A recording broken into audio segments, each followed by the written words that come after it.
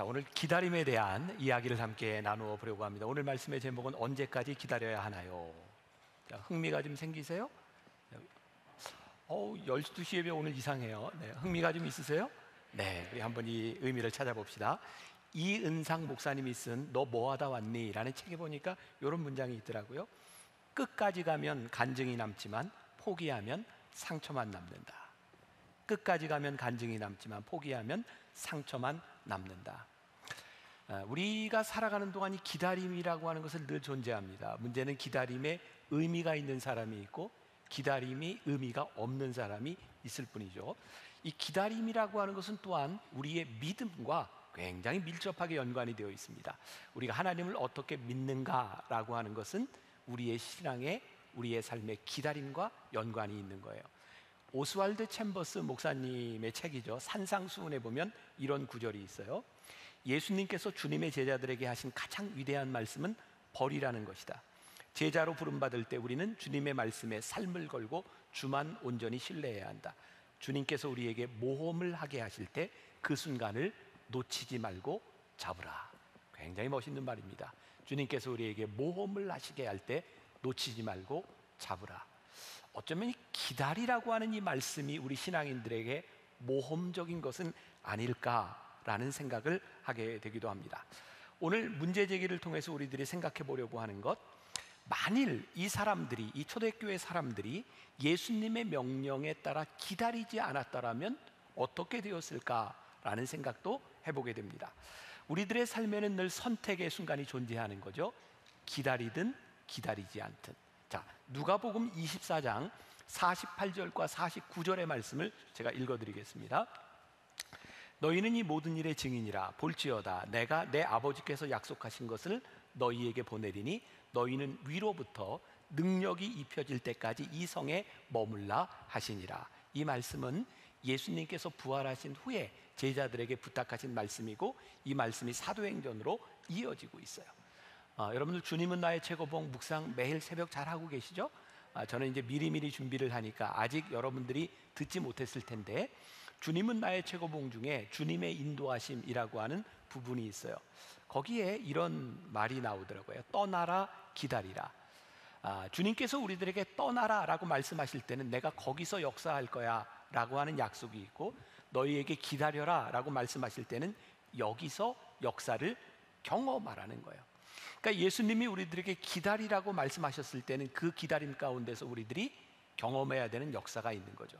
누가복음에 보니까 이 성에 머물라 라고 했는데 이 성이 어디인가? 우리 김정윤 목사님을 통해서 보았지만 예루살렘에 있는 그 마가의 다락방, 그 성이에요. 예루살렘이 어떤 곳이에요?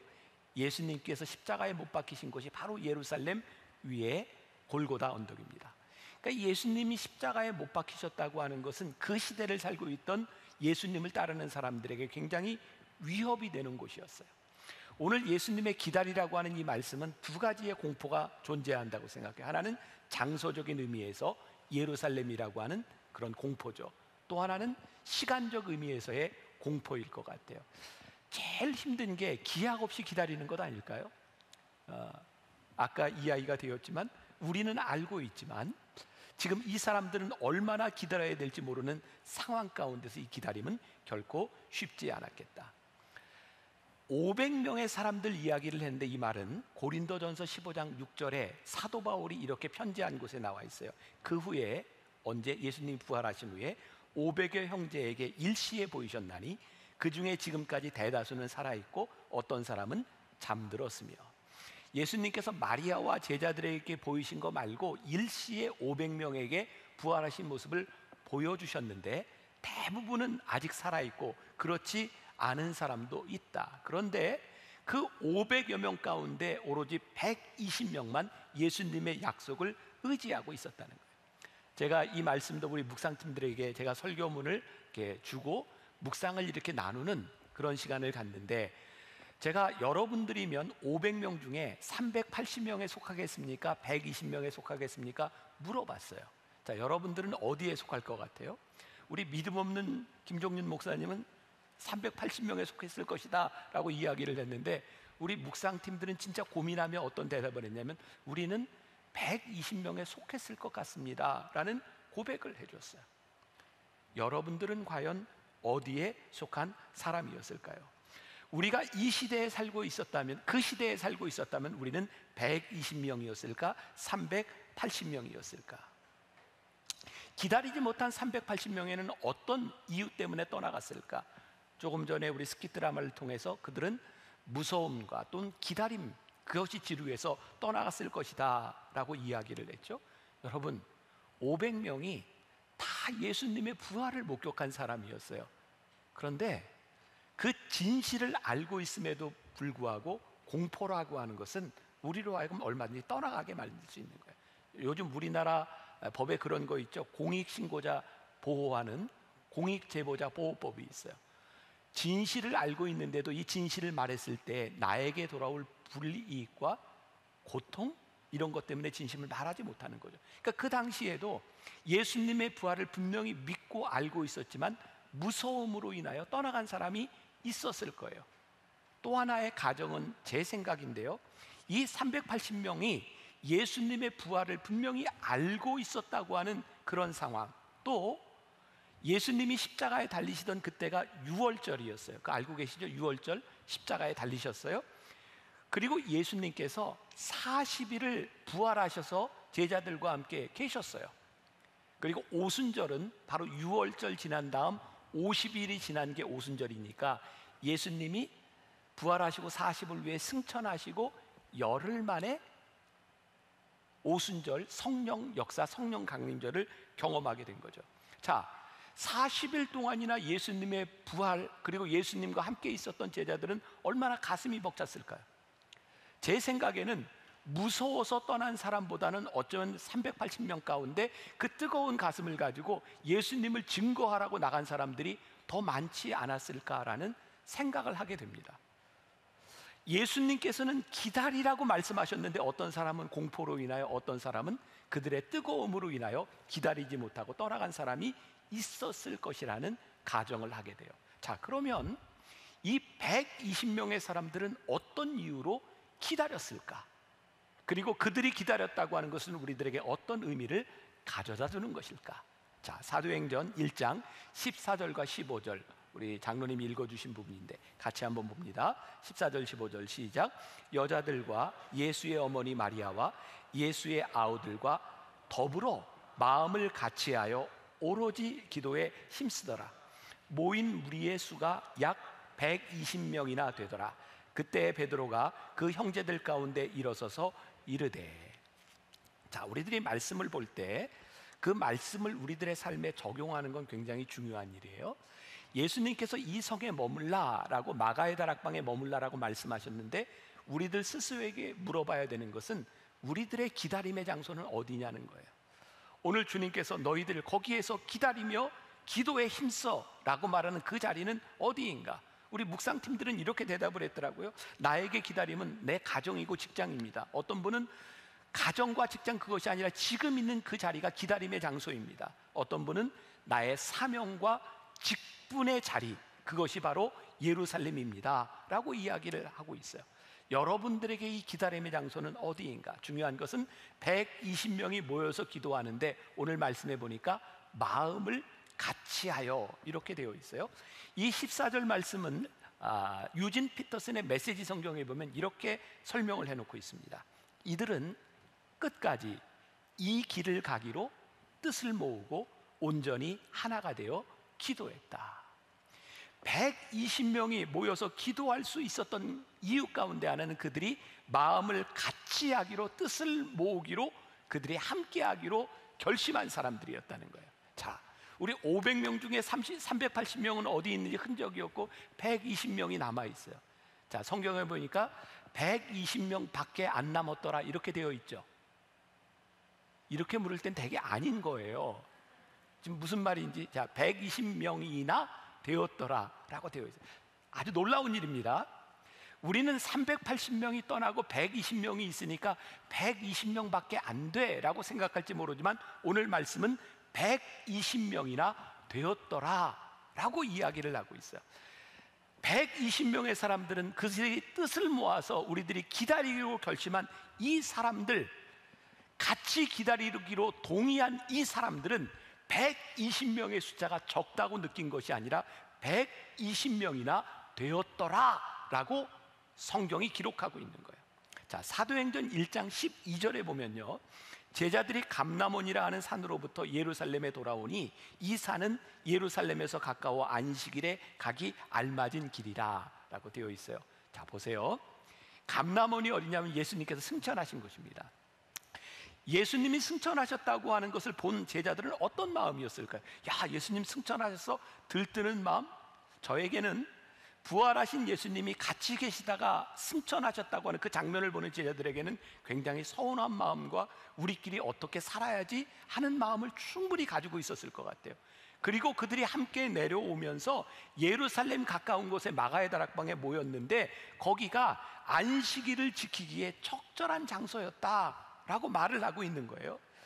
감람원에서 들어온 이들이 불안한 마음을 가지고 있었는데 어떤 동의를 했냐면, 우리들이 함께 모여서 여기에서 예배를 드리면 좋겠다, 뜻을 모으면 좋겠다, 우리들이 성령을 기다려야 되겠다, 이렇게 동의한 사람이라는.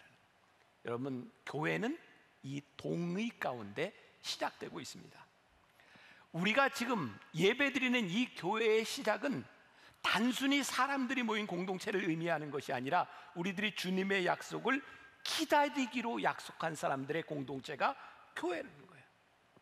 교회는 그래서 몇 사람이 모이느냐, 숫자에 대한 관심이 아니라 여기에 약속을 붙드는 공동체로 우리들이 존재하는가에 대한 부분이죠. 약속을 붙들고 기도하는 사람들, 그들의 선택이 없었다면 지금의 교회는 존재하지 않았을 겁니다. 여러분들, 제가 설교할 때 그런 얘기 참 많이 해야죠. 교회의 시작은 2000년밖에 되지 않습니다. 하나님의 역사는 2000년 전에 교회가 아닌 곳에서도 일어나고 있었어요. 그러니까 그들이 이 선택을 하지 못했다면 지금과 같은 교회 공동체는 존재하지 않았을지도 몰라요. 자, 만일 오늘날 우리 교회가 하나님의 약속을 의지하지 않고 오늘 우리 교회가 마음을 같이하여 기도하지 않는다면 이 땅의 교회는 사라질지도 몰라요. 무서운 이야기이기도 하고 참 감사한 이야기이기도 합니다. 오늘 이 예배하는 공동체 가운데 주님의 약속이 존재하는가? 제가 이 말씀을 준비하면서 굉장히 두려운 마음이 있는 거예요. 하나님, 제가 여기에서 설교하는데 저는 설교할 때 저의 이야기를 하고 있습니까? 주님의 약속을 선포하고 있습니까? 저에게만 이런 두려움이 있어야 되는 것이 아니라 오늘 말씀을 듣고 있는 여기에 모인 여러분들에게 동일한 두려움이 있어야 되는 거예요. 하나님, 우리가 하나님을 예배하겠다고 여기에 모여 있는데 우리는 주님의 약속을 붙들고 한 마음으로 기도하는 공동체입니까? 아니면 여기에 모여서 우리들이 내 생각을, 내가 원하는 것을 끊임없이 이야기하며 다툼을 만들고 있는 존재들입니까? 만일 우리들이 이 약속에 근거하지 않는다면 하나님은 이 교회를 통해서 더 이상 일하시지 않을 수도 있다는 거예요. 제가 여러분들에게 많이 이야기했던 거죠. 제가 교회론에 대해서 설교를 하면서 교회는 건물이 아닙니다. 교회는 건물이 아닙니다. 근데 이 사도행전 말씀을 제가 준비하면서 12주를 지나가면서 저에게 정말 다시 한번 하나님이 확신을 주시는 거예요. 하나님, 교회는 건물이 아니군요. 하나님의 약속을 붙드는 믿음의 공동체들, 하나님의 약속을 기다리는 그 공동체가 교회이군요. 이 교회를 다시 바라보게 하여 주옵소서. 참된 공동체에는 하나님의 약속을 바라보는 기다림이 존재하는, 우리 묵상팀에 청년이 하나 있는데 이런 글을 남겨주었어요. 한번 들어보세요. 언젠가 유튜브에서 연애에 관한 이야기를 본 적이 있다. 흥미로운 것은 여자친구가 남자친구의 바람을 의심하다 보면 그 남자친구가 결국 보란듯이 바람을 피우게 된다는 것이다. 처음에 바람을 피우고 싶지 않았던 남자친구라 할지라도 옆에 있는 사람이 계속 바람 피우냐고 추궁을 하다 보면 결국 오기가 생겨서 바람을 피운다는 말이다. 아유, 글쎄 이럴까? 그러면 그 여자친구는 봐, 내 말 맞지? 너 바람 폈지? 이렇게 말한다는 것이다. 기다림 역시 첫째 믿음을 필요로 한다. 우리가 무엇을 믿느냐에 따라 기다림 속의 행동이 달라진다. 선과 악 중에 나도 모르게 무엇을 믿고 있는가. 오늘 예배하는 우리 공동체 가운데도 하나님의 약속을 정말 안 믿면서 나는 못 믿지만 그러고 모이는 공동체가 있는가 하면 나는 하나님의 약속을 믿습니다. 그 믿음을 가지고 모이는 공동체가 있다는 거죠. 중요한 것은 우리가 하나님을 믿는 믿음으로 적극적인 기다림이 있는 신앙생활을 하는가, 아니면 우리들이 하나님의 약속을 경험하지 못하는 이유 가운데 하나는 우리들이 너무나 쉽게 빠르게 포기하는 것 때문에 그런 일들이 일어나는 것은 아닌가. 우리의 마음대로 되지 않는 상황 가운데서 어떻게 하나님을 신뢰하고 의지하는 공동체가 될 수 있는가? 내 뜻대로 풀리지 않는 상황 가운데서 어떻게 하나님의 인도하심을 집중할 수 있는 공동체가 될 수 있는가? 아직 이루지 못한 목적 가운데서 좌절하지 않고 옳은 일을 하면서 묵묵히 이 길을 뚜벅뚜벅 갈 수 있는 공동체가 될 수 있는가? 이 방법을 오늘 120명의 사람들을 보니까 어떤 방법을 가지고 있었냐면, 그들이 감람원으로부터 내려오면서 안식일을 지키기 좋은 장소에 모였다는 거예요. 그들은 안식일에 무엇을 했을까요? 여러분, 이 기독교 우리 교회 공동체의 시작은 구약시대의 안식일과는 달리 안식일에 모여 주님을 기억하는 공동체였어요. 십자가에 달리신 주님을 기억하고, 부활하신 주님을 기억하고, 승천하신 주님을 기억하고, 성령을 기다리라고 하는 약속을 믿었던 그 공동체가 교회인 거예요. 제가 교회는 건물이 아니다라는 말을 했어요. 근데 또 제가 뭐 예배를 강조하려고 해요. 여러분, 건물이 교회는 아니지만 이 건물인 교회에서 우리들이 예배하는 것이 얼마나 귀중한 일인지 몰라요. 지금 코로나를 지나면서 우리들이 참 이제 힘들어 하는 부분들이 있죠. 우리들이 이러다가 예배를 안 드리는 것 아니야? 우리들이 예배를 이게 공동체가 깨어지는 것 아니야?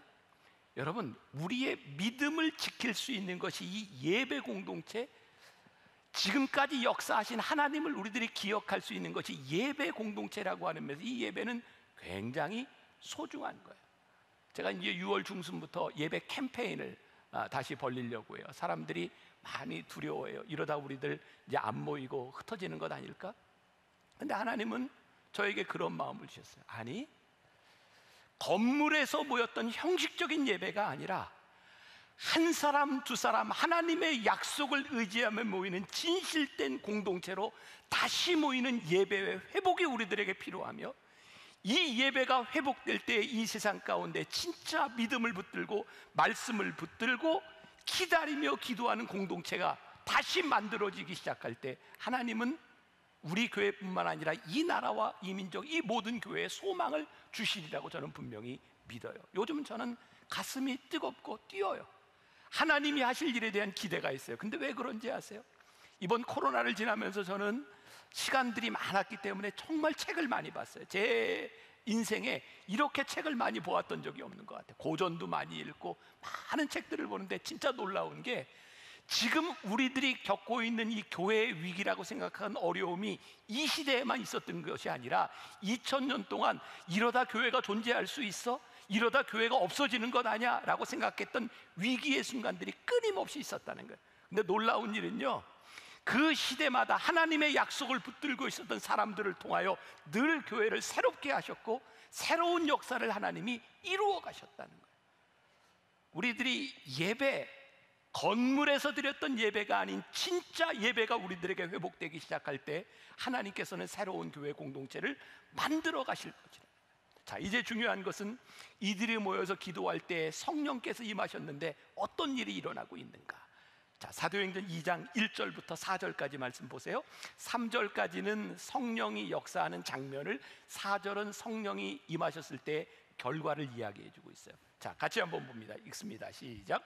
오순절 날이 이미 이르매 그들이 다 같이 한 곳에 모였더니 호련히 하늘로부터 급하고 강한 바람 같은 소리가 있어 그들이 앉은 온 집에 가득하며, 마치 불에 혀처럼 갈라지는 것들이 그들에게 보여 각 사람 위에 하나씩 임하여 있더니 그들이 다 성령의 충만함을 받고 성령이 말하게 하심을 따라 다른 언어들로 말하기를 시작하니라.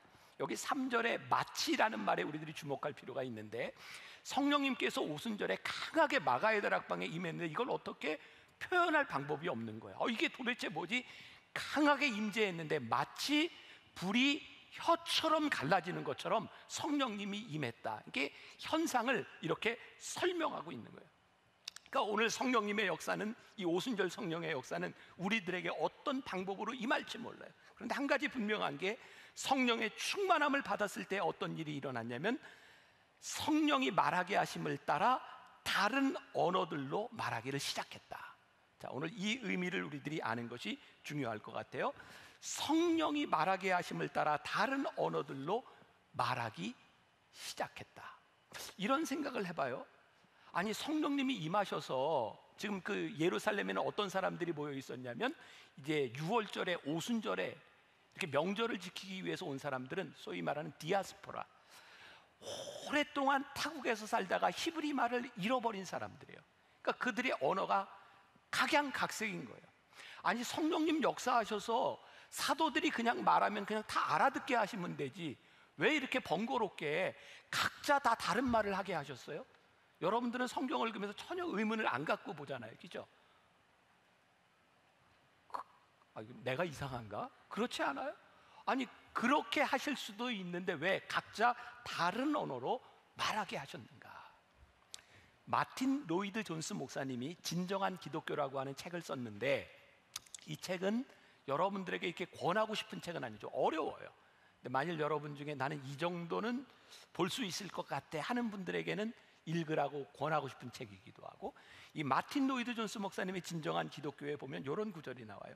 교회는 철저하게 하나님이 하신 일에서 시작합니다. 이 말을 듣고 가만히 보니까 교회는 철저하게 하나님의 역사와 하나님의 임재함 가운데서 일어나고 있어요. 여러분, 성경 구약에 보면 아담과 하와가 타락했을 때에 타락한 아담과 하와에게 하나님이 찾아오셔서 부르세요. 하나님께서 이스라엘 백성들을 출애굽시키겠다고 결심하셨을 때 하나님은 시내산에 오셔서 가시나무 불꽃 가운데서 모세를 부르셔서 구원 사역을 이루어가고 계세요. 패역한 이스라엘이 우상 숭배를 할 때 갈멜산에 엘리야가 기도할 때 성령이 임하셔서 하나님께서 새롭게 바꾸어 가고 계세요. 이 초대교회에 성령께서 임재하셨을 때 성령께서는 우리들에게 역사하셔서 하나님의 손길을 통하여 성령의 말하게 하심을 통하여 하나님께서 일하기 시작하는, 마틴 로이드 존스 목사님의 진정한 기독교에 나오는 글이에요. 기독교는 능력입니다. 기독교는 급하고 강한 바람이었습니다. 기독교는 변화를 일으키는 능력입니다. 기독교는 사람들을 변화시킵니다. 기독교는 제자들을 변화시켰으며 그 결과 약하고 겁 많고 소심하고 무기력하고 쓸모없던 그들이 하나님의 강한 용사가 되었습니다. 기독교는 경의입니다. 기독교는 사람들을 깜짝 놀라게 하는 것입니다. 성령께서 우리들에게 임하실 때 겁 많은 우리들을 강해가게 하시고 용기 있게 하시고, 우리들로 하여금 각자 다른 언어를 말씀하게 하시면서 우리로 하여금 그들에게 다가가게 하시는 거예요. 다른 언어로 우리로 하여금 이제 모이라고 하는 것이 아니라 하나님께서 이 교회를 통하여 어떻게 역사하실지, 하나님께서는 늘 인간의 혼돈 가운데서 오셔서 일하시는 것을 우리들에게 보여줘요. 예수님께서 십자가에 달리실 때 마지막 마태복음 27장에 보니까 예수께서 크게 소리 지르시며 영혼이 떠날 때 어떤 일이 일어났는지 아세요? 휘장이 갈라졌어요. 성소와 지성소를 가로막는 휘장이 갈라지면서 우리로 하여금 왕같은 제사장이 되게 하셨어요. 종교개혁은 말틴 루터가 종교개혁을 하면서 급속하게 역사가 일어났던 것은 라틴어 성경을 독일어로 번역하기 시작하면서 각양 언어로 번역되기 시작하면서 하나님의 말씀이 우리 가운데 들어오기 시작했어요. 종교개혁의 역사가 일어나고 하나님의 역사가 일어나는 거예요.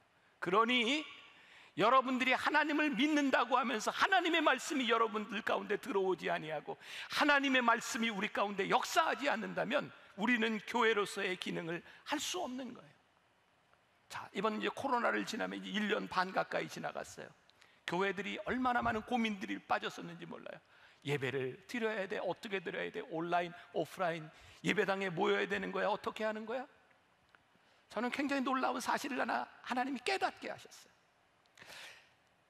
하나님은 일하시는데 언제부터인가 우리가, 교회가 하나님을 지킨다고 생각하는 것 같아요. 우리가 이 공간에 모여서 하나님을 지켜야 돼, 예배를 지켜야 돼.